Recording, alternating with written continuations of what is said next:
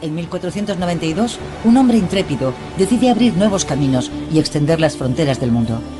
Desafiando certezas que habían perdurado durante siglos, en el transcurso de 10 años, el tiempo que duraron sus 4 viajes, Cristóbal Colón redibujó la imagen de la Tierra.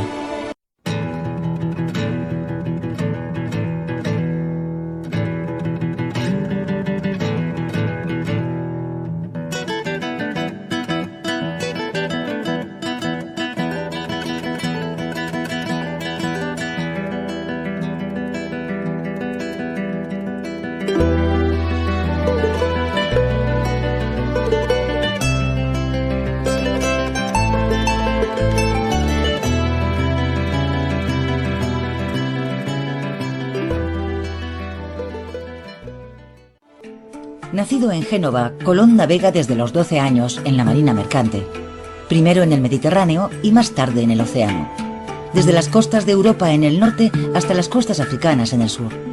Para este experto navegante y apasionado cartógrafo, el mundo que recorre es el descrito en la geografía de Ptolomeo, matemático griego de la antigüedad, cuya obra acaba de ser redescubierta. Oriente agita la imaginación de Cristóbal Colón. Está fascinado por el libro de las maravillas de Marco Polo y por los cuentos de viajes escritos por el caballero inglés Juan de Mandeville, que hacen soñar desde hace siglos a los viajeros. Describen la India y China como tierras míticas, gobernadas por príncipes nobles y guerreros. Colón sueña con recorrer el mundo, pero es también un mercader. Sabe que Oriente es el gran mercado de donde provienen todas las riquezas del mundo: el oro, las piedras preciosas, las especias, riquezas que se habían vuelto inaccesibles. La ruta que permitió durante siglos los intercambios comerciales entre Europa y Asia permanece cortada desde hace 30 años, cuando Constantinopla, la capital del Imperio Bizantino, cayó en manos de los otomanos.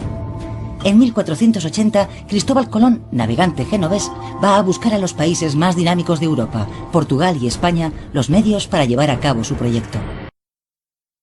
Como sabemos, Cristóbal Colón, comandando 3 naves, llegó a una isla de las Antillas el 12 de octubre de 1492.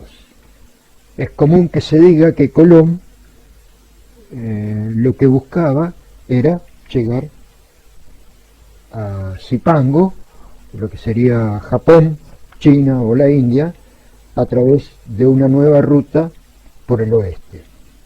En primer lugar, hay que considerar que evidentemente los marinos de la época sabían más o menos el tamaño de la Tierra y sabían que era un viaje muy largo.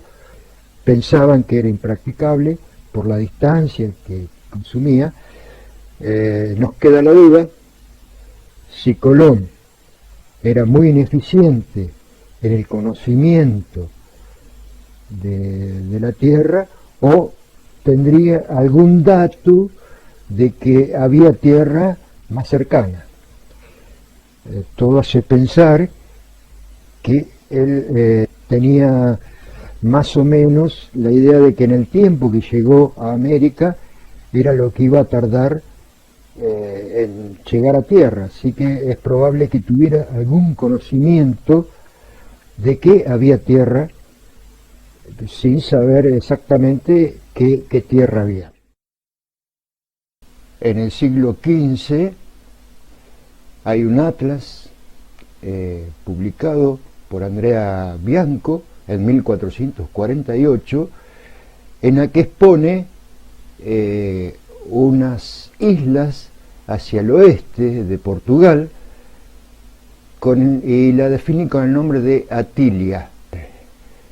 Eso nos da la pauta de que algún conocimiento había respecto a estas tierras ubicadas al oeste, que probablemente Cristóbal Colón haya tenido conocimiento de eso.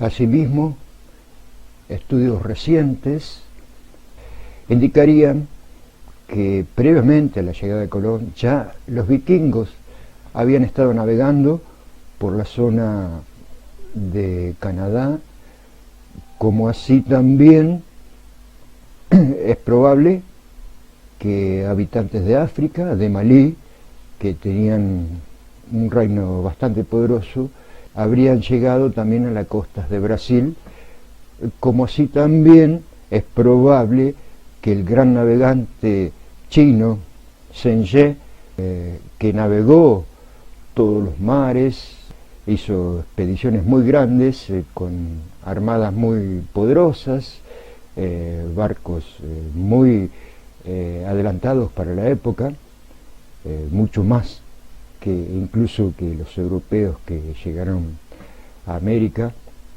Es probable que haya llegado también a las costas de América, como también hay indicios que indicarían que los propios incas habrían navegado hacia la Polinesia. Es decir, esto indicaría que habría contactos ya en la antigüedad, mucho antes que la llegada de Colón, entre Europa, Asia y América.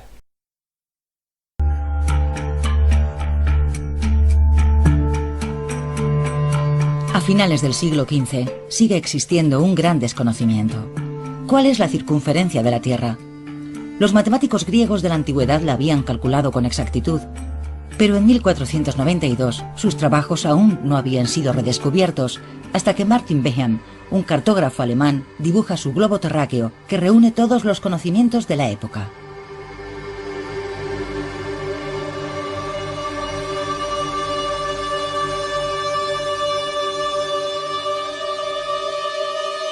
En él aparecen los 3 continentes conocidos, las tierras habitadas, las islas en el océano y sobre todo Zipango, el Japón que Marco Polo describió sin jamás haberlo visto.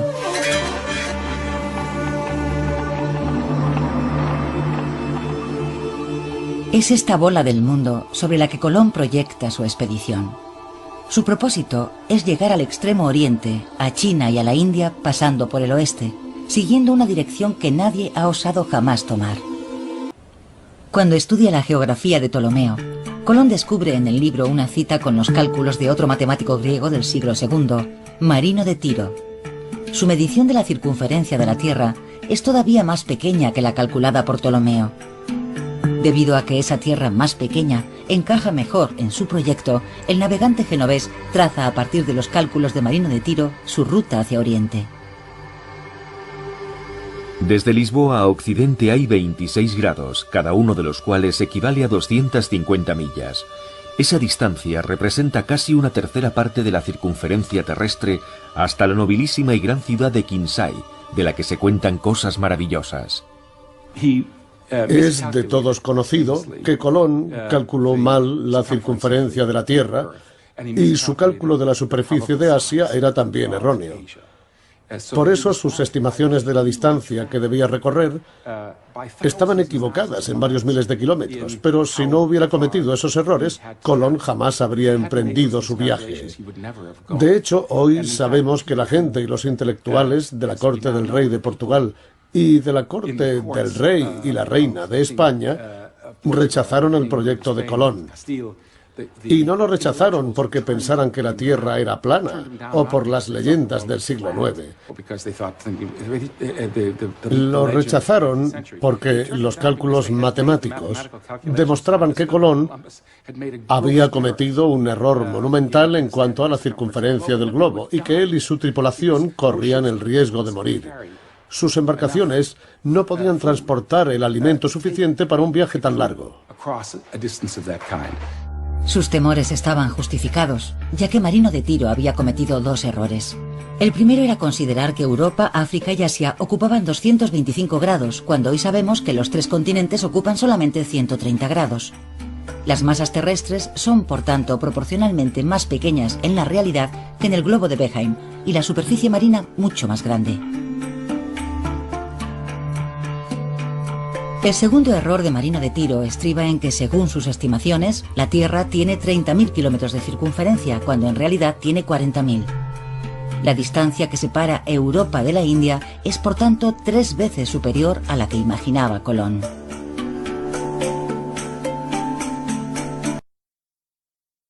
Para hacer el viaje, Colón recibe el apoyo y la autorización de la monarquía castellana.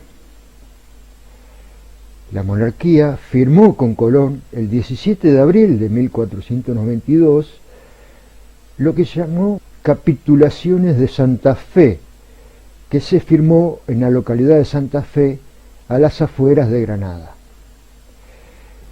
Mediante ese documento se establecen los motivos del viaje de Colón, los beneficios y las obligaciones que el almirante va a tener con respecto a la monarquía castellana.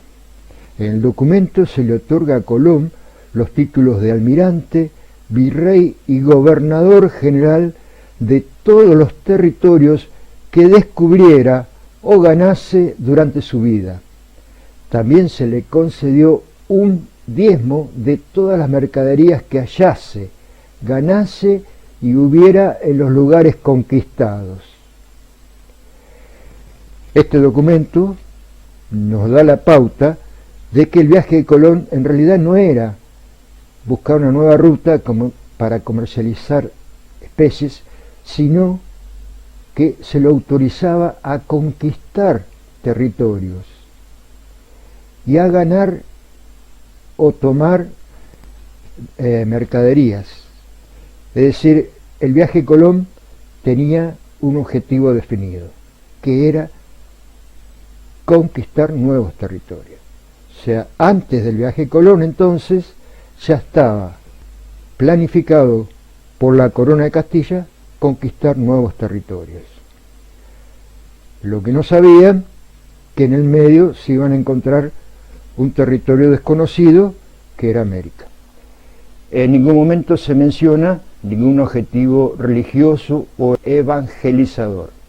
Es decir, es una expedición imperialista, descubrir y ganar tierra, y económica, obtener objetos de valor, perlas, piedras preciosas, oro y plata.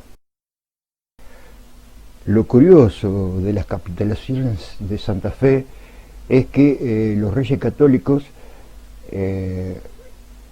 estipulan que Colón ha descubierto previamente tierra. Eso está redactado de esa manera, lo que sugiere que Colón habría tenido conocimiento o habría llegado previamente, antes del viaje de 1492, a estas tierras que ahora se conocen como América. Colón lucha durante 7 años. Es criticado, humillado y tomado por loco. Sin embargo, consigue convencer a los reyes católicos Fernando e Isabel de España para que financien su proyecto. Ellos no le proporcionan gran cosa: 3 carabelas y un crédito a nombre de la familia de navieros Pinzón. No es mucho, pero le permite equipar la Pinta, la Niña y la Santa María. Finalmente zarpa desde Palos, en el sur de España, el 3 de agosto de 1492. La tripulación, de 90 hombres, está compuesta por marineros que buscan fortuna. Es el primero de los 4 viajes que el almirante realizará al Nuevo Mundo.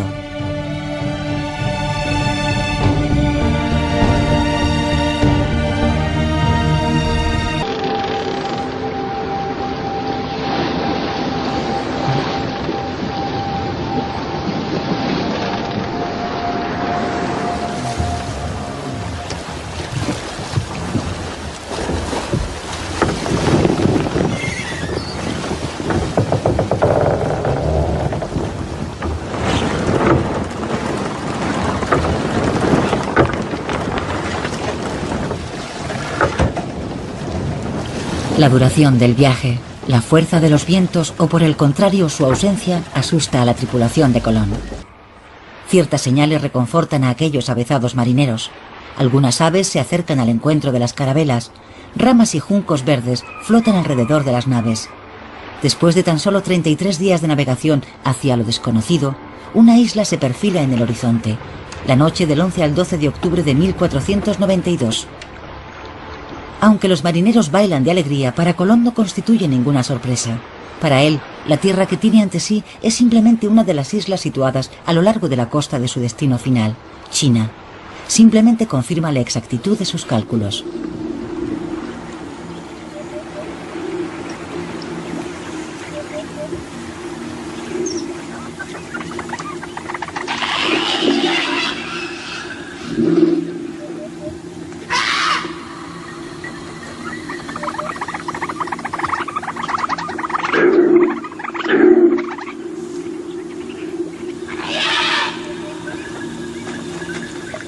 Todos los hombres que vi eran jóvenes, ninguno pasaba de 30 años.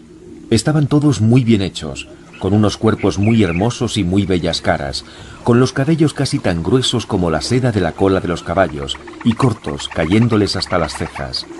Van desnudos, como su madre los trajo al mundo, y las mujeres también. Algunos se pintan el cuerpo de color marrón, y son como los canarios, ni negros ni blancos. No llevan armas ni las conocen, porque yo les mostré espadas que por ignorancia cogían por el filo cortándose. Para ganarme su amistad, les di a algunos unos bonetes rojos y unas cuentas de vidrio que se colgaron del cuello, y muchas otras cosas de poco valor que les complacieron mucho.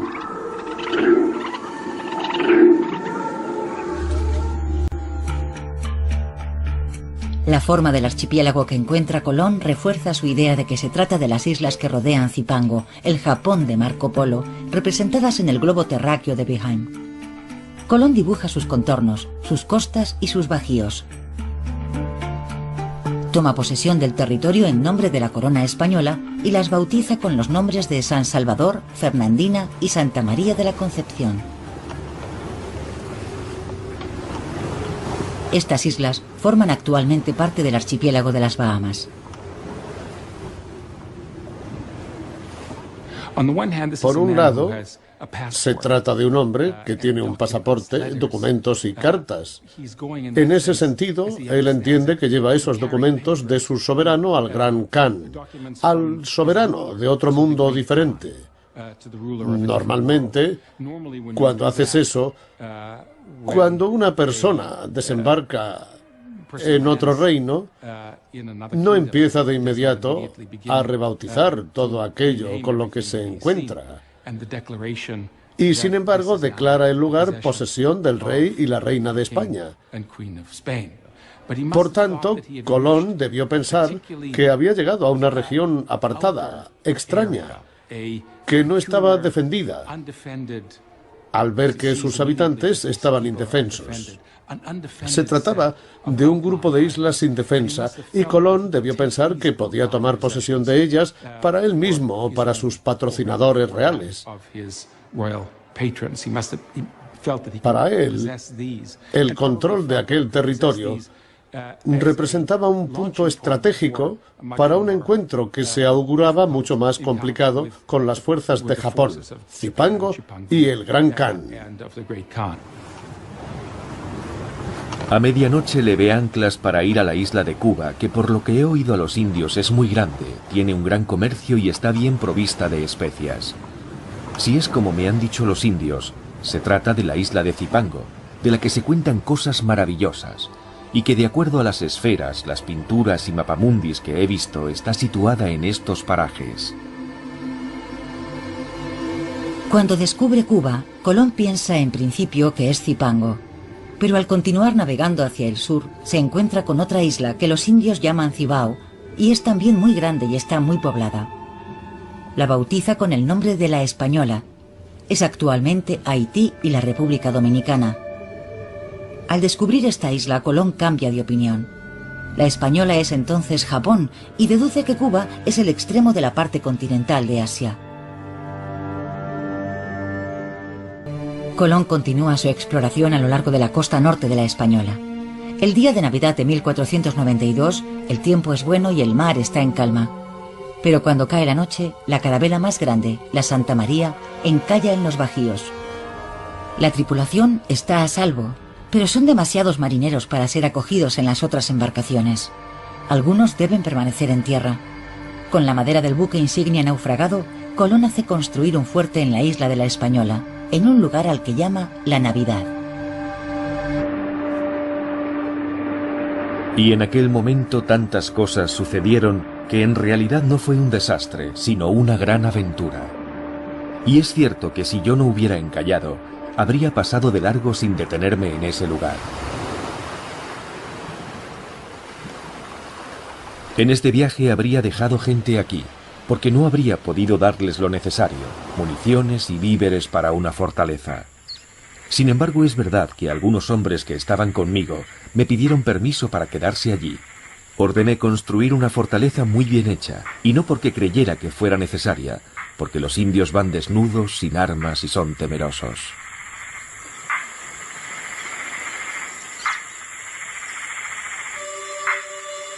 Armados con fusiles de pólvora que aterrorizan a los indios, 39 españoles se establecen en el Fuerte de la Navidad.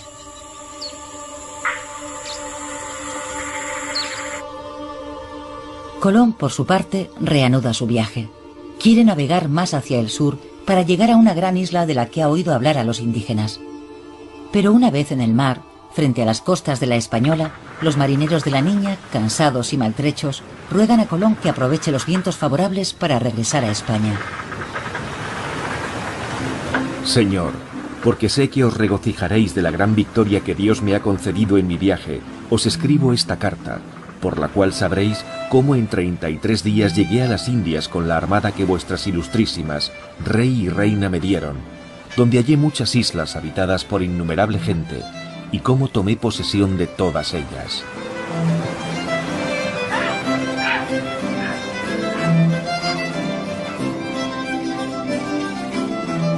Colón regresa a España con las pruebas materiales de su éxito. La carta en la que anuncia que ha abierto una nueva ruta hacia Asia y el océano es navegable recorre las capitales europeas. Los soberanos españoles reciben a Colón como un vencedor. A Fernando e Isabel les llega entonces el turno de mostrarse impacientes. Temen que otros países puedan tomar posesión de los nuevos territorios antes que ellos. Colón ha invertido 7 años en preparar la primera expedición, mientras que la segunda se organiza en menos de 5 meses. Colón es nombrado virrey de las Indias y la corona española pone esta vez todos los recursos necesarios a su disposición. 17 barcos zarpan de Cádiz en septiembre de 1493. A bordo viajan religiosos, soldados, agricultores, ganaderos con sus rebaños. Es la primera colonización del Nuevo Mundo.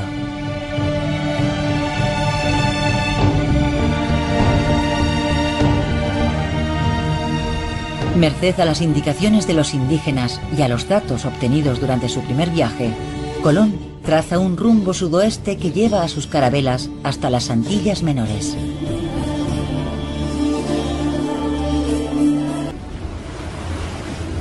Colón arriba a las costas de Guadalupe, pero pronto tiene que volver a zarpar para reunirse con los hombres que ha dejado en la Española y han fundado una colonia allí. Navegué a lo largo de la costa de la Española hasta Montecristi. Vi que la gente que había dejado en el Fuerte de la Navidad había caído en la discordia. Algunos se habían matado entre ellos, otros habían muerto por enfermedades contraídas por frecuentar a las mujeres, y otros habían perecido por represalias de los indios. Todo estaba destruido y calcinado.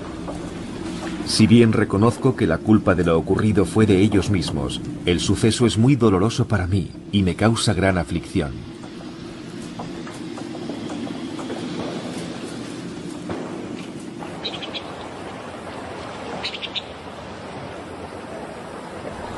La primera experiencia real de convivencia entre españoles e indígenas ha acabado en un baño de sangre. Ha puesto de manifiesto la codicia de unos y la capacidad de resistencia de los otros. Los indios no son los seres dóciles e ingenuos que Colón había creído encontrar. Se ve asaltado por las dudas y teme por la misión real que se le ha encomendado: supervisar el asentamiento de los 1.200 colonos españoles que le acompañan. Colón no pretende convertir a la población local. Quiere tomar el control. Solo intenta comprender y negociar, en un contexto difícil, con una población de la que ignora la lengua y las costumbres, y cuya cultura no comprende en absoluto. Su principal objetivo es sobrevivir a ese encuentro y sacarle el mayor provecho posible. Y lo que interesaba a Colón por encima de todo no era la religión, sino los metales, concretamente los metales preciosos. La tierra del Nuevo Mundo rebosaba de oro. Y por desgracia, a ojos de los europeos, el oro constituía la más valiosa de las riquezas. Y así fue como comenzó todo.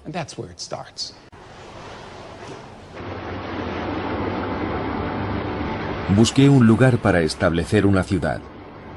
Finalmente, no en un puerto cerrado, sino en una gran bahía, construimos la Isabela.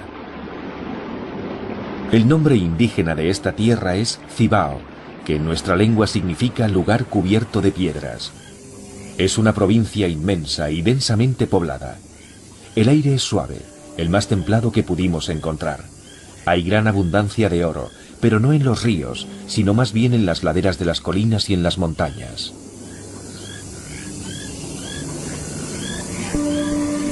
En un punto que a la postre resultará poco adecuado, el almirante funda en 1494 la primera colonia del Nuevo Mundo. Los españoles desembarcan con un propósito claro: tomar posesión de las tierras y someter a los indios.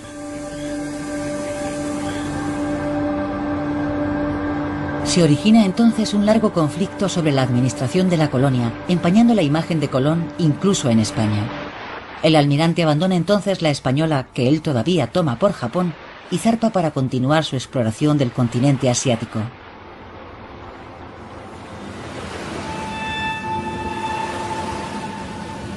Navegué en dirección a Cuba con la intención de seguir la costa que había dejado en mi primer viaje, hasta el momento en que pudiera averiguar si se trataba de una isla o de tierra firme. Iba en busca de una provincia llamada Manji y eché el ancla cerca de un gran poblado cuyo jefe me conocía, ya que había oído relatos sobre mi primer viaje. Le pregunté si esta tierra se extendía hacia el oeste. El jefe, que era un hombre de bien, de edad avanzada, me respondió que esta tierra era inmensa y que nunca había oído a nadie afirmar que supiera dónde terminaba.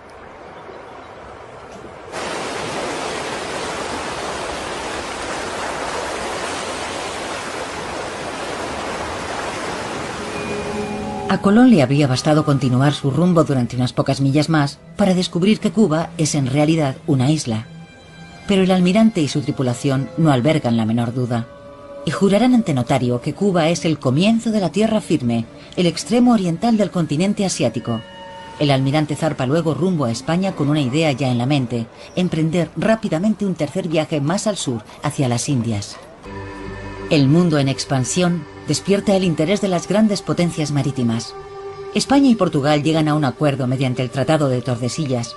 El tratado garantiza a España el dominio indiscutible sobre las tierras recién exploradas al oeste de la línea. Portugal conserva su exclusividad sobre las partes conocidas de África y Oriente al este de la línea. Pero aquella línea le atribuirá más adelante el territorio de Brasil. Gracias a este acuerdo, el rey de Portugal autoriza a Colón a zarpar desde Cabo Verde. En junio de 1498, al mando de 6 carabelas, toma un rumbo mucho más al sur y navega cerca del Ecuador. El 31 de julio, pensando que ha llegado a la punta más lejana de la India, arriba a las costas de Sudamérica. Cuando llegué a la punta del Arenal, vi que la isla de Trinidad forma con la Tierra de Gracia un estrecho de alrededor de 2 leguas de anchura, de poniente a levante. Para cruzarlo, había que pasar un hilero de corrientes que traían un rugir muy grande mientras atravesaban el estrecho. Detrás de una corriente llegaba otra y otra más, y todas levantaban gran estruendo. Quiso nuestro Señor concederme viento favorable y pude atravesar el estrecho, y de inmediato sobrevino la calma. Sacamos entonces agua del mar y la hallé dulce. Él ve una corriente inmensa, la corriente del Orinoco, que realmente debe de ser impresionante, y además él sufre un macareo. Es decir, el macareo es el choque de la corriente del río con la corriente del mar, y en ese choque está a punto de zozobrar las naves del propio Colón. Con lo cual, en este momento, él se encuentra con un río inmenso, es decir, que está navegando todavía en el mar y el agua es dulce. por la corriente del Orinoco. Es el mar de agua dulce, como lo van a llamar otra vez después, ¿no? Navegué a lo largo de la costa hacia poniente, y cuanto más andaba, más dulce y sabrosa hallaba el agua del mar. Anclé en un río. Luego vino mucha gente, y me dijeron que llamaban a esta tierra Paria, y que hacia el poniente estaba más poblada. Los habitantes de esta tierra son de muy linda estatura. Sus cabellos son largos y lacios, y son gente más astuta, con mayor ingenio que los demás, y nada cobardes. Jamás he encontrado un escrito latino o griego que diga de una manera precisa en qué lugar de este mundo se encuentra el paraíso terrenal. Estoy convencido de que el paraíso terrenal está allí, donde no puede llegar nadie, salvo por voluntad divina. Creo que esta tierra será inmensa, y que habrá muchas otras de las que jamás hubo noticia. Ante el descubrimiento de este inmenso territorio cuya existencia no recoge ni la Biblia ni la geografía, la razón de Colón se tambalea. ¿Cómo puede un ser humano acercarse tanto al paraíso terrenal a menos que haya sido elegido por el mismo Dios? Sin embargo, mientras el almirante piensa que ha entrado en contacto con el cielo, los asuntos terrenales dan un giro muy diferente. Otros navegantes se atreven a aventurarse en el océano.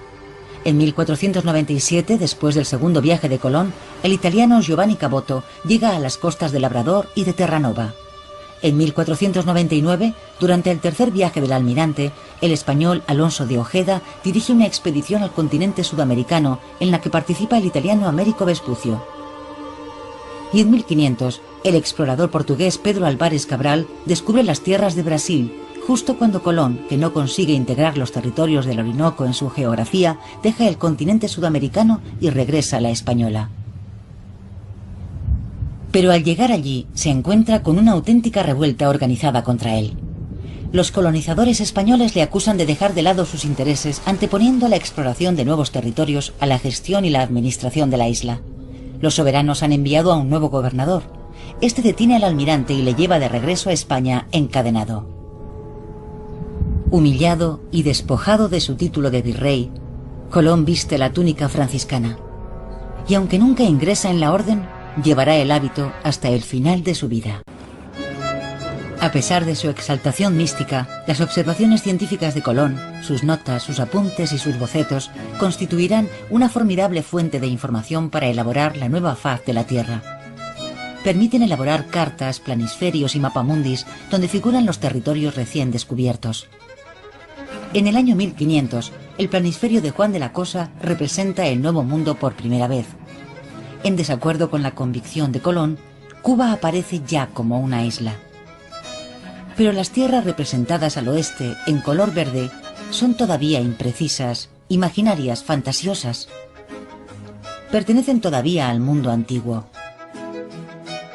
Al año siguiente, el mapa de Caberio comienza a representarlas con mayor realismo. Elimina las imprecisiones y concreta todos los detalles conocidos, como costas, montañas y ríos.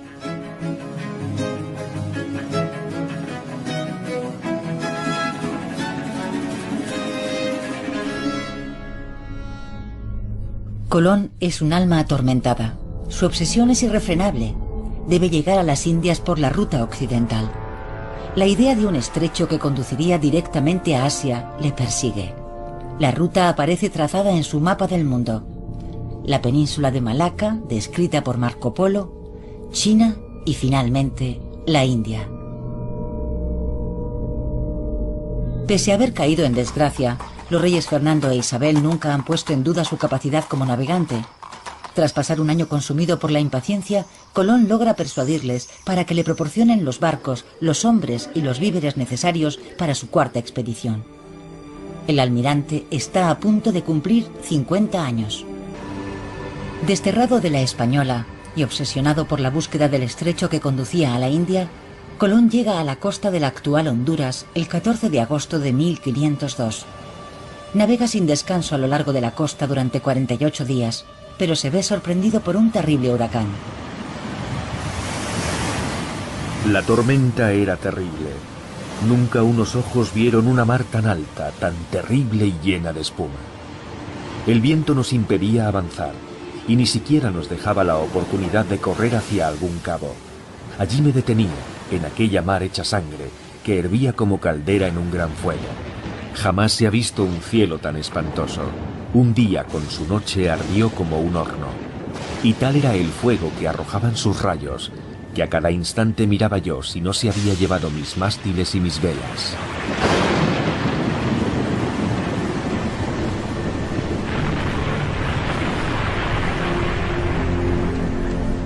Colón costea el litoral de la actual Costa Rica, pero no se detiene. Solo cuando entra en las lagunas de Panamá, el almirante ordena a sus chalupas atracar en una gran bahía cerca de la región de Veragua. Está convencido de que ha llegado al estrecho. Es sin duda el momento más trágico de toda la aventura colombina. El almirante está persuadido de que detrás de esta lengua de tierra hay otro océano. Pero a pesar de realizar numerosas tentativas, no consigue encontrar el pasaje. Sin embargo, su intuición es acertada. Se encuentra en el lugar exacto donde 400 años más tarde se abrirá el Canal de Panamá. Así que allí, el sueño de Colón se hizo añicos. El marino está exhausto por los viajes, se encuentra enfermo, sufre de gota y padece una infección ocular grave. A pesar de su agotamiento, consigue hacer partir a sus 2 restantes carabelas de la bahía de Panamá. Al cruzar el mar Caribe, la tripulación se ve envuelta en otra tempestad. Ya en un estado lamentable, los barcos se ven obligados a atracar en Jamaica, de donde ya no volverán a zarpar. Rodeado de sus últimos marineros, permanece prisionero de la isla durante todo un año, antes de ser rescatado por la Armada Española. En 1506, tras regresar a España, Colón muere sin haber completado el proyecto de toda una vida. Nunca llega a la Asia de sus fantasías, y ni la religión ni la ciencia le han proporcionado las respuestas que buscaba. Sin embargo, su trágico fracaso quedará en nuestro imaginario colectivo como una de las mayores aventuras de todos los tiempos. Este evento, conocido comúnmente como el descubrimiento de América, en realidad representó la invasión europea de América y produjo consecuencias muy marcadas en la historia, tanto de Europa como de América. En Europa representó la posibilidad de afirmación de su desarrollo económico, la provisión de metales preciosos y de materias primas abundantes en América.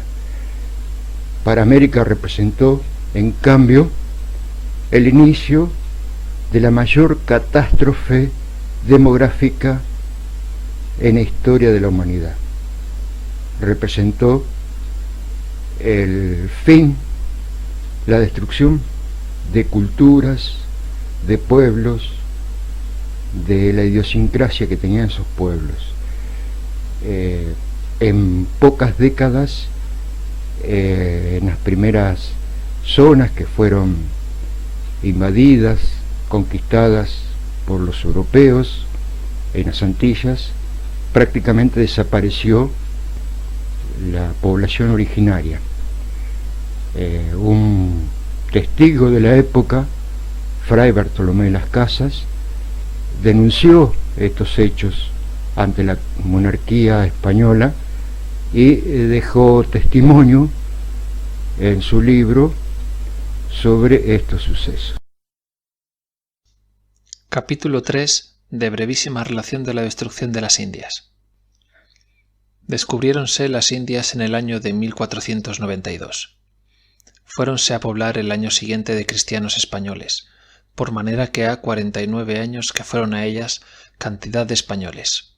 Y la primera tierra donde entraron para hecho de poblar fue la grande y felicísima isla Española, que tiene 600 leguas en torno.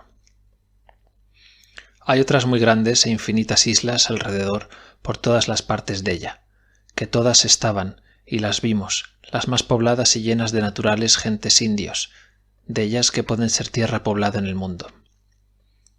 La tierra firme, que está de esta isla por lo más cercano 250 leguas, pocas más, tiene de costa de mar de más de 10.000 leguas descubiertas, y cada día se descubren más. todas llenas como una colmena de gentes en lo que hasta el año de 41 se ha descubierto, que parece que puso Dios en aquellas tierras todo el golpe o la mayor cantidad de todo el linaje humano. Todas estas universas e infinitas gentes, a todo género crió Dios los más simples, sin maldades ni dobleces, obedientísimas, fidelísimas a sus señores naturales y a los cristianos a quien sirven, más humildes, más pacientes, más pacíficas y quietas, sin rencillas ni bollicios, no risosos, no querullosos, sin rancores, sin odios, sin desear venganzas que hay en el mundo. Son asimismo las gentes más delicadas, flacas y tiernas en complexión, y que menos pueden sufrir trabajos, y que más fácilmente mueren de cualquiera enfermedad, que ni hijos de príncipes y señores entre nosotros, criados en regalos y delicada vida, no son más delicados que ellos, aunque sean de los que entre ellos son de linaje de labradores. Son también gentes paupérrimas y que menos poseen, ni quieren poseer de bienes temporales, y por esto no soberbias, no ambiciosas, no codiciosas. Su comida es tal que la de los santos padres en el desierto no parece haber sido más estrecha, ni menos deleitosa, ni pobre. Sus vestidos comúnmente son en cueros, cubiertas sus vergüenzas, y cuando mucho cúbrese con una manta de algodón que será como vara y media o 2 varas de lienzo en cuadra. Sus camas son encima de una estera, y cuando mucho duermen en unas como redes colgadas, que en lengua de la isla española llaman hamacas. Son eso mismo de limpios y desocupados y vivos entendimientos, muy capaces y dóciles para toda buena doctrina, aptísimos para recibir nuestra santa fe católica y ser dotados de virtuosas costumbres, y las que menos impedimentos tienen para esto que Dios crió en el mundo.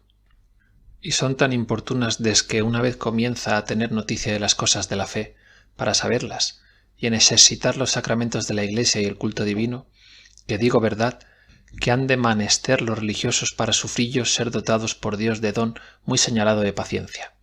Y finalmente yo he oído decir a muchos seglares españoles de muchos años acá, y muchas veces, no pudiendo negar la bondad que en ellos ven, y cierto estas gentes eran las más bienaventuradas del mundo, si solamente conocieran a Dios. En estas ovejas mansas y de las calidades susodichas por sa hacedor y criador así dotadas, entraron los españoles desde luego que las conocieron, como lobos y tigres y leones crudelísimos, de muchos días hambrientos.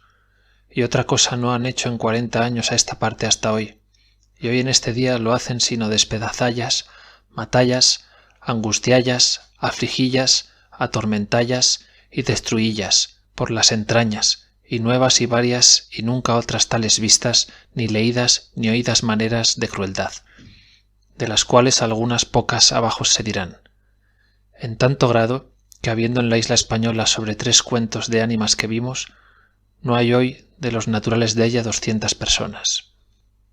La isla de Cuba, que es cuasi tan luenga como desde Valladolid a Roma, está hoy cuasi toda despoblada. La isla de San Juan y la de Jamaica, islas muy grandes y muy felices y graciosas, ambas están asoladas. Las islas de los Lucayos, que están comarchanas a la española y a Cuba por la parte del norte, que son más de 60 y con las que llamaban de gigantes, y otras islas grandes y chicas, y que la peor de ellas en más fértil y graciosa que la huerta del rey de Sevilla y la más sana tierra del mundo, en las cuales había más de 500.000 ánimas, no hay hoy una sola criatura. Todas las mataron trayéndolas, y por traellas a isla española, después de que vían que se les acababan los naturales de ella. Andando un navío 3 años a rebuscar por ellas la gente que había, después de haber sido vendimiadas, porque un buen cristiano se movió por piedad para los que se vayasen convertillos, y ganallos a Cristo no se hallaron sino 11 personas, las cuales yo vide.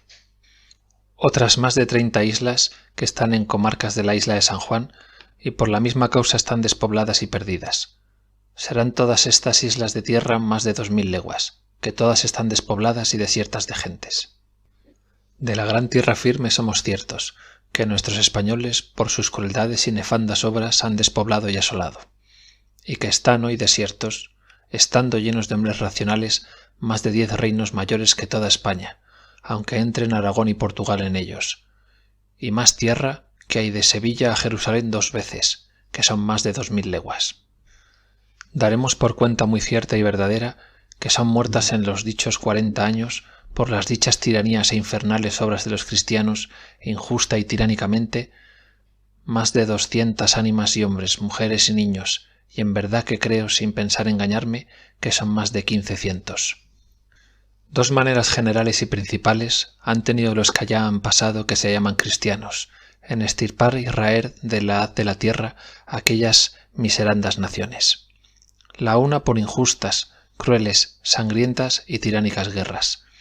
La otra, después que se han muerto todos los que podrían anhelar o suspirar, o pensar en libertad, o en salir de los tormentos que padecen, como son todos los señores naturales y los hombres varones, porque comúnmente no dejan en las guerras a vida sino los mozos y mujeres, oprimiéndoles con la más dura, horrible y áspera servidumbre en que jamás hombres ni bestias pudieran ser puestas. A estas dos maneras de tiranía infernal se reducen y resuelven o subalternan como a géneros todas las otras diversas y varias de asolar aquellas gentes que son infinitas. La causa por que han muerto y destruido tantas y tales y tan infinito número de ánimas los cristianos ha sido solamente por tener por su fin último el oro, y henchirse de riquezas en muy breves días, y subir a estados muy altos y sin proporción de sus personas, conviene a saber, por la insaciable codicia y ambición que han tenido, que ha sido mayor que en el mundo ser pudo, por ser aquellas tierras tan felices y tan ricas, y las gentes tan humildes, tan pacientes y tan fáciles a sujetarlas, a las cuales no han tenido más respeto ni de ellas han hecho más cuenta ni estima. Hablo con verdad, por lo que sé y he visto todo el dicho tiempo. No digo que de bestias, porque pluguiera a Dios que como a bestias las hubieran tratado y estimado, pero cómo y menos que el estiércol de las plazas. Así han curado de sus vidas y de sus ánimas, y por esto todos los números y cuentas dichos han muerto sin fe y sin sacramentos. Y esta es una muy notoria y averiguada verdad, que todos, aunque sean los tiranos y matadores, la saben y la confiesan, que nunca los indios de todas las Indias hicieron mal alguno a cristianos, antes los tuvieron por venidos del cielo, hasta que primero muchas veces hubieron recibido de ellos o sus vecinos muchos males, robos, muertes, violencias y vexaciones de ellos mismos.